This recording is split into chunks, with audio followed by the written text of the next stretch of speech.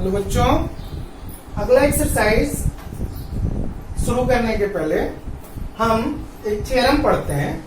जो थ्योरम है isosceles triangle theorem. Isosceles theorem क्या कहता है? If two sides of a triangle are congruent then the angle opposite to them are also congruent. कि अगर कोई ट्रायंगल है इस तरह से,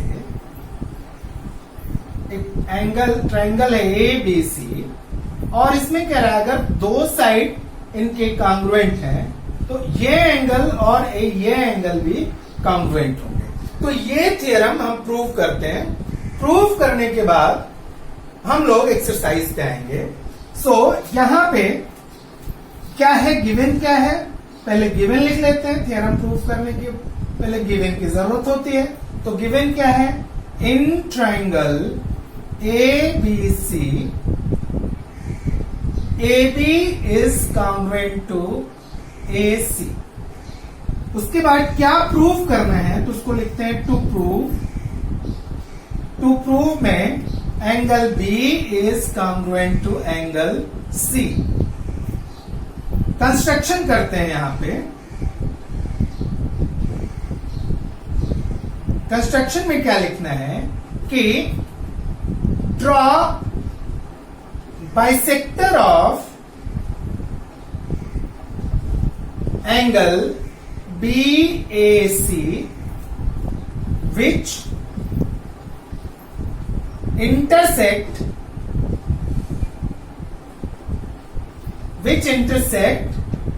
BC at point D।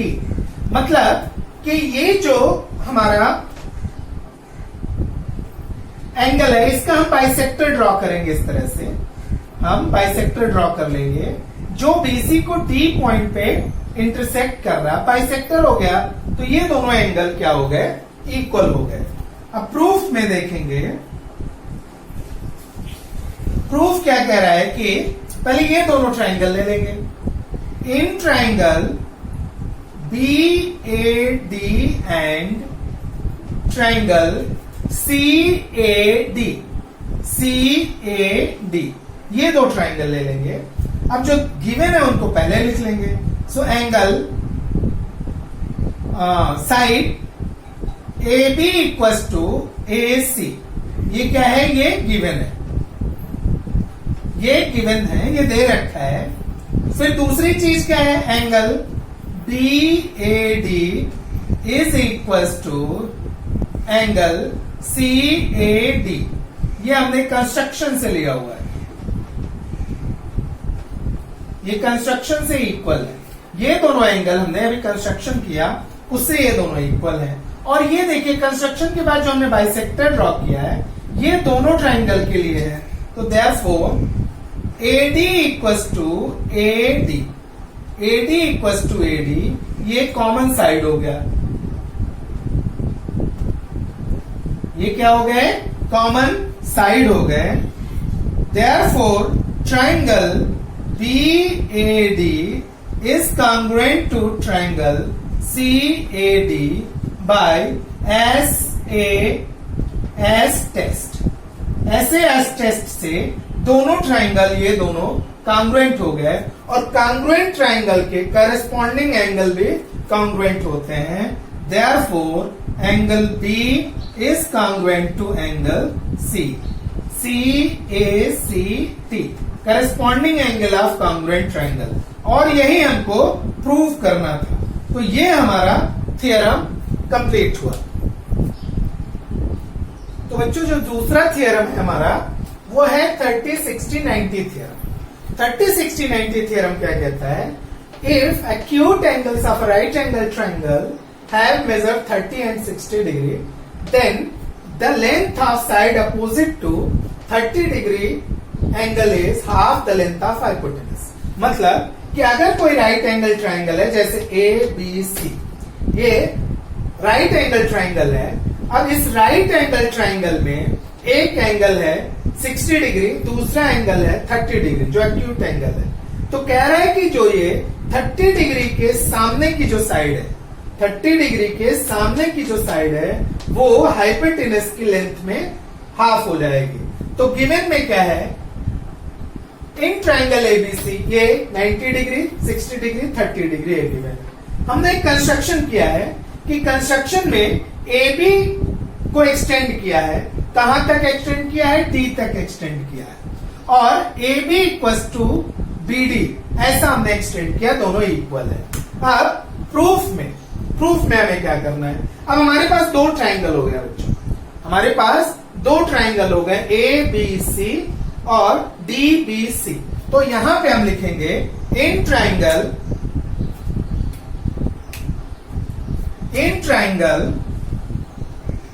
A B A C, ऐसे लिखे, in triangle B A C and triangle B D C, ये दो ट्राइंगल ले लेते हैं। कौन कौन सी, ये एक रेड वाली ट्राइंगल और ये एक ऊपर वाली बी ए सी, ये ट्राइंगल, और दूसरी ट्राइंगल ये दो ट्राइंगल ले लिया हमने। इसमें क्या है, A B equal to B D, ये क्यों इक्वल है, क्योंकि कंस्ट्रक्शन हमने किया हुआ है, ये कंस्ट्रक्शन किया हुआ है। दूसरी चीज, angle A B C equal to angle D B C, ये 90 डिग्री है। कैसे 90 डिग्री, एक 90 डिग्री दे रखा है, ये लीनियर पेयर है तो ये अपने आप 90 डिग्री हो जाएंगे। तो ए बी सी मीन्स ये एंगल इक्वल टू ये एंगल। फिर तीसरा क्या है, B C equal to B C, ये कॉमन साइड है,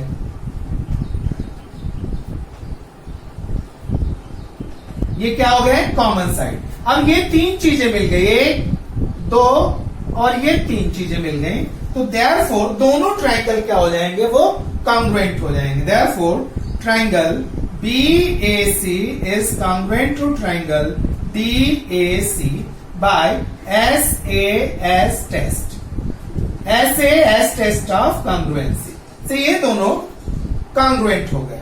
Therefore angle BAC equals to angle BDC। अब BAC 60 है तो BDC भी कितने हो जाएंगे, 60 डिग्री हो जाएंगे। CACT corresponding angle of congruent triangles are congruent. अब ये दोनों एंगल, ये 60 हुआ तो ये भी हमें कितने मिल गए, 60 मिल गए। अब हम एक बड़ा ट्राइंगल ले लेते हैं, तो इन ट्राइंगल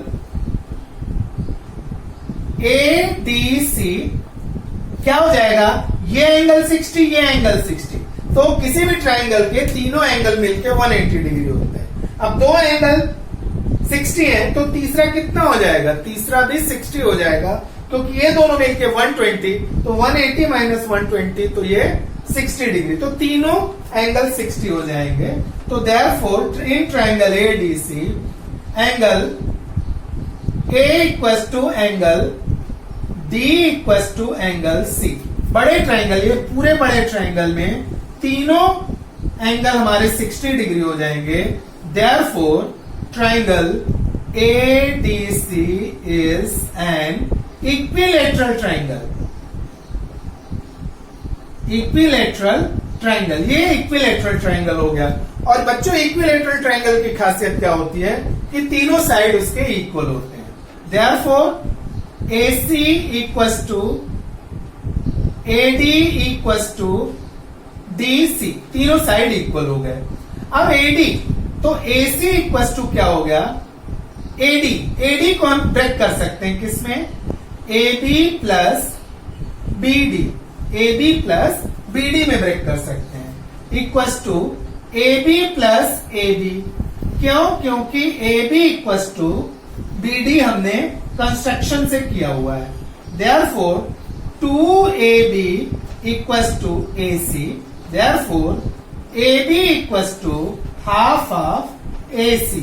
और यही हमें प्रूव करना है कि AB equal to half of AC।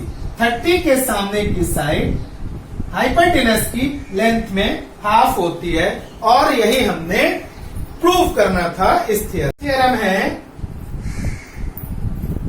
Mid point median to hypotenuse theorem. इसमें क्या कहता है, right angle triangle the length of median of hypotenuse is half the length of hypotenuse. मतलब किसी भी राइट एंगल ट्राइंगल में जो मीडियन होता है हाइपोटेनस का, वो हाइपोटेनस से लंबाई में आधा होता है। तो ये हमें प्रूव करना है B D equal to half of A C. क्या प्रूव करना है? B D equal to half of A C. इसके लिए हमने एक कंस्ट्रक्शन किया, बी डी को एक्सटेंड किया ई तक, बी डी को ऐसा एक्सटेंड किया ई तक कि B D equal to D E, और क्या किया? ई और सी को ज्वाइन कर दिया। अब हम इसको प्रूव करते हैं। सबसे पहले ये छोटा ट्रायंगल और ये छोटा ट्रायंगल प्रूव करेंगे। तो क्या? In triangle A B D and triangle A B D and triangle, या ऐसे कर लीजिए B A D, in triangle B A D and triangle E C D, E C D, ये दो ट्रायंगल ले लेते हैं, ये ट्रायंगल और ये ट्रायंगल। अब इसमें देखिए A D equal to C D, क्यों? क्योंकि डी मिड पॉइंट है, डी क्या है? इसका मिड पॉइंट है, तो ये दोनों अपने आप इक्वल हो जाएंगे, तो ये मिड पॉइंट हो गया। दूसरा B D equal to DE, B D equal to DE, क्यों? कंस्ट्रक्शन हमने किया हुआ है, ऐसा हमने कंस्ट्रक्शन किया हुआ है। और तीसरा क्या है? Angle A D B is congruent to angle C D E, ये वर्टिकली अपोजिट एंगल्स हैं। ये क्या है? Vertically opposite angles. Therefore triangle B A D is congruent to triangle E C D by S A S test of congruency, SAS test of congruency. Therefore अब देखिए ये single line वाला equal है, ये सिंगल लाइन वाला, तो इनका opposite angle क्या हो जाएगा? Angle A. So angle B A D is congruent to angle, अब सिंगल लाइन का अपोजिट एंगल ये means E C D, E C D, E C D, ये C A C T, corresponding angle of congruent triangles are congruent, but they are alternate angles,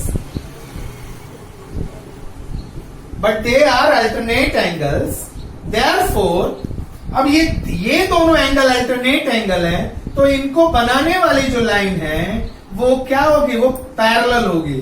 therefore AB is parallel to EC, AB is parallel to EC।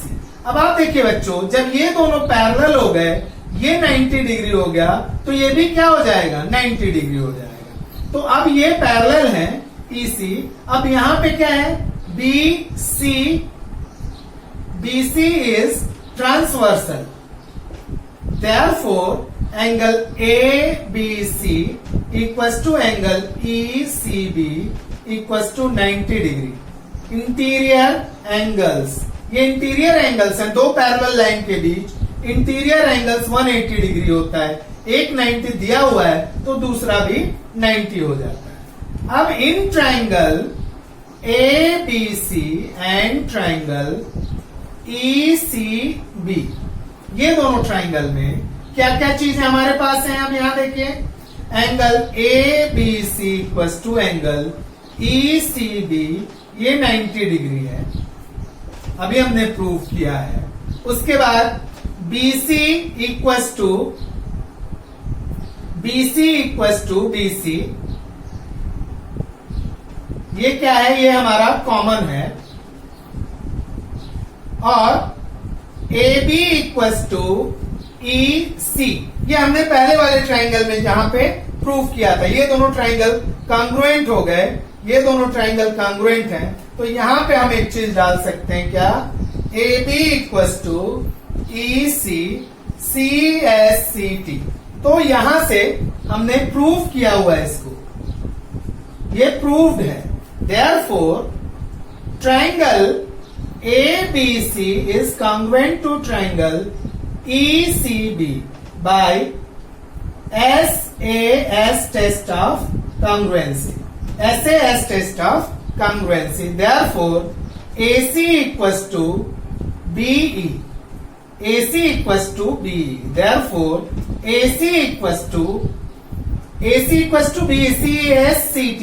ये दोनों equal हो जाएंगे क्योंकि ये congruent triangle के part है। Therefore, AC equals to BD plus DE. BD plus DE. Therefore, AC equals to BD plus BD equals to 2BD. Therefore, BD equals to half of AC. और यही हमको क्या करना था, प्रूव करना था। तो बच्चों अब हम लोग आते हैं प्रैक्टिस सेट 3.3 पर। इसमें पहला क्वेश्चन है, एक फिगर दे रखा है। अब उस फिगर की सहायता से कह रहा है find the measure of angle A B D and measure of angle A C B. तो यहां पे देखिए दो ट्रायंगल, ऊपर और नीचे एक एक ट्रायंगल है। तो पहले हम ऊपर वाला ट्रायंगल लेते हैं।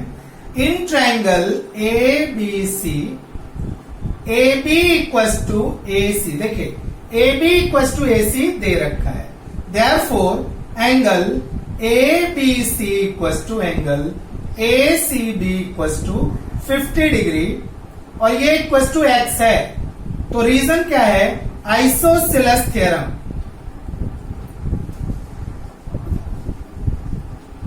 आइसोसेलेस थ्योरम है, ठीक है। तो x की वैल्यू हमें 50 मिल गई। अब दूसरा है in triangle B C D B D equals to C D, ये गिवन है, ठीक है। Therefore angle D C B equals to angle D B C. अब दोनों की वैल्यू कितनी हो जाएगी, 60 डिग्री, और ये इक्वस टू y होगा। क्यों, ये भी आइसोसेलेस थ्योरम।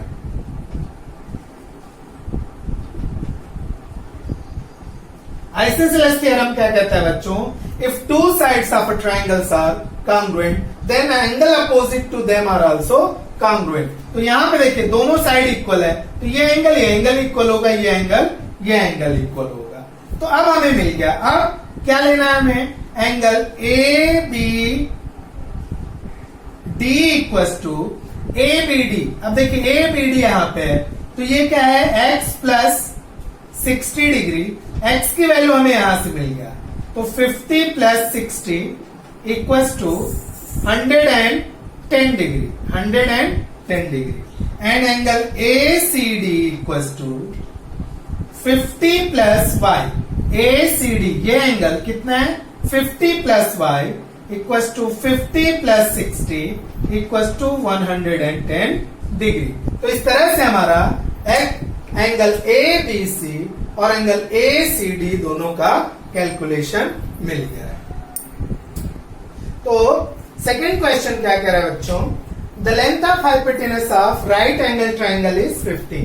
किसी राइट एंगल ट्राइंगल का जो हाइपोटेनस है वो लंबाई में 15 सेंटीमीटर है, और find the length of median of its hypotenuse. तो उसके मीडियन की लेंथ फाइंड करना है। तो लेंथ हमने अभी थ्योरम पढ़ा था, length of median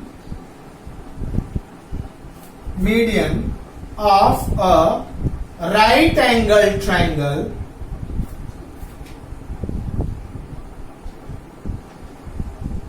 is half to the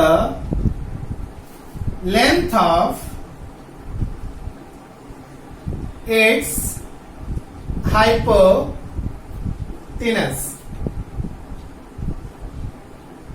So therefore length of median equals to half into length of hypotenuse कितना है 15 इक्वल्स टू 7.5 यूनिट, 7.5 यूनिट। तो मीडियन की लेंथ कितनी हो जाएगी 7.5 यूनिट की हो जाएगी। तो अब हम लोग ले लेते हैं अगला क्वेश्चन। तो जो थर्ड क्वेश्चन है हमारा, एक ट्रायंगल दे रखा है, कह रहा है P Q R, angle Q 90 degree है, P Q and Q R की लेंथ दे रखी है 12 एंड 5। तो कह रहा है क्यू एस की जो मीडियन है उसकी लेंथ फाइंड करनी है। तो in right triangle P Q R, P R square equals to P Q square plus Q R square. ये राइट एंगल ट्रायंगल में hypotenuse square equals to side 1 square plus side 2 square. 12 square plus 5 square equals to 144 plus 25 equals to 169। Therefore, PR equals to root 169 equals to 13 unit. तो हमें PR की length मिल गई है, कितना ये आ गया है 13 यूनिट। अब median, length of median QS equals to half to the length of hypotenuse PR। ये hypotenuse median theorem, hypotenuse median theorem से ये होता है।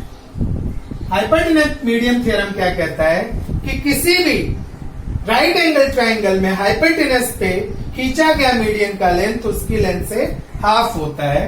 So length of Q S जो पूछ रहा है इक्वल्स टू हाफ अब length of hypotenuse P R. तो length of hypotenuse P R हमने कितना फाइंड किया 13 इक्वल्स टू 6.5 यूनिट। तो उसकी लेंथ कितनी हो गई 6.5 यूनिट। क्वेश्चन 4 है बच्चों, point G is the point of concurrence of medians of P Q R. ये जो ट्रायंगल दे रखा है पी क्यू आर, इसमें पॉइंट जो है जी वो तीनों मीडियन का वो कॉन्करेंस पॉइंट है। तो जो तीनों मीडियन का कॉन्करेंस पॉइंट होता है उसको सेंट्रॉइड कहते हैं। तो G is centroid, centroid of median, centroid of triangle, triangle P Q R. क्यों? क्योंकि तीनों मीडियन के जो कॉन्करेंस पॉइंट होते हैं, जहां पे तीनों लाइन एक दूसरे से मिलती हैं, उनको कॉन्करेंस पॉइंट कहते हैं और उसको सेंट्रॉइड कहते हैं। और सेंट्रॉइड का रूल क्या होता है कि centroid divide the median in ratio of 2:1, 2:1 के रेशियो में डिवाइड करती है। मतलब जो वर्टेक्स से जो पॉइंट आता है वो 2 पार्ट होता है और उसके नीचे वाला पार्ट 1 पार्ट होता है। तो therefore PG is to GT, PG is to GT equals to 2:1, PG is to GT equals to 2:1. So PG upon GT equals to 2/1. अब यहां पे देखिए कि PG हमें वो पूछ रहा है, तो PG अपॉन GT का लेंथ दे रखा है 2.5 इक्वल्स टू 2/1। देयरफॉर PG equals to cross multiplication करेंगे तो ये 5 यूनिट आ जाएगा। तो PG की लेंथ कितनी हो गई 5 यूनिट। अब एक चीज हमें मिल गया PG। अब दूसरा क्या फाइंड करना है PT। So PT equals to PG plus GT equals to 5 plus GT कितने हैं 2.5 इक्वल्स टू 7.5 यूनिट। तो PT इक्वल्स टू 7.5 यूनिट हो जाता है।